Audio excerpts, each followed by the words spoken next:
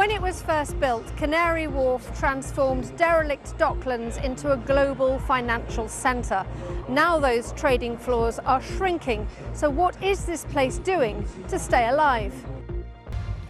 Now, think back to the late 80s. That's when Canary Wharf began rising from the derelict docklands as a modern office district and became something of a symbol of London's financial services dominance. But fast forward 4 decades, and the outlook today is very different. In the post-COVID work-from-home world, demand for office space is falling, and major companies such as HSBC have announced their departure from the area. So how is Canary Wharf adapting? Emma North has been finding out.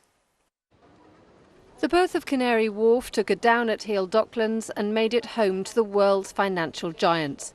No one imagined that more than 3 decades on, it would need reinventing again. Except, perhaps, this man.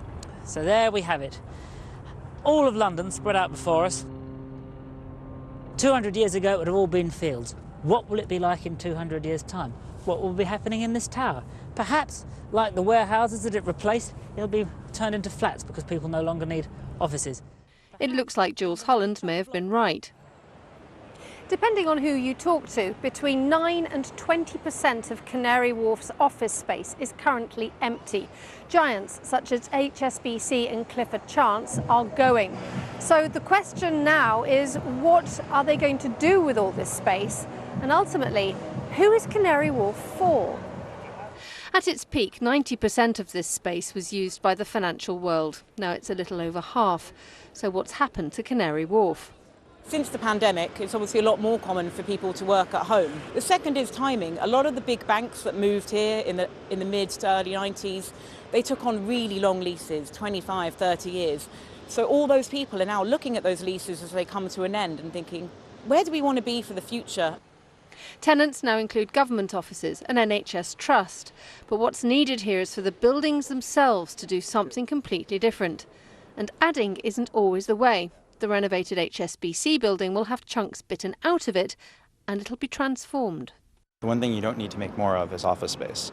You need to find a way to make what you have better, and you need to find a way to then supplement it with all the other activities that a healthy neighborhood should have. The sort of simple form in the skyline, the fact that it just comes up and has an absolute flat top, the rounded corners, the kind of sleekness from the outside are all things that are very recognizable. But what would you want in a building today? You'd want outdoor space. You'd want windows that can open. You'd want terraces.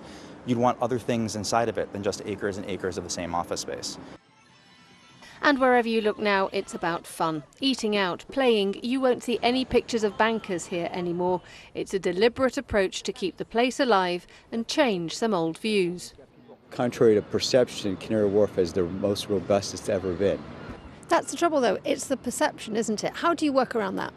I'm glad you're here visiting us today. I mean, getting the announcement out. Have you seen the recent articles with all the plethora of restaurants that we've had here? And people are seeing that, experiencing that. And I think the big game changer has been the Elizabeth line.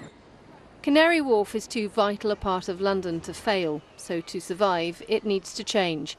And who knows, one day its role as financial giant could be little more than a memory. Emma North, BBC London. Very impressive prediction by Jules Holland there.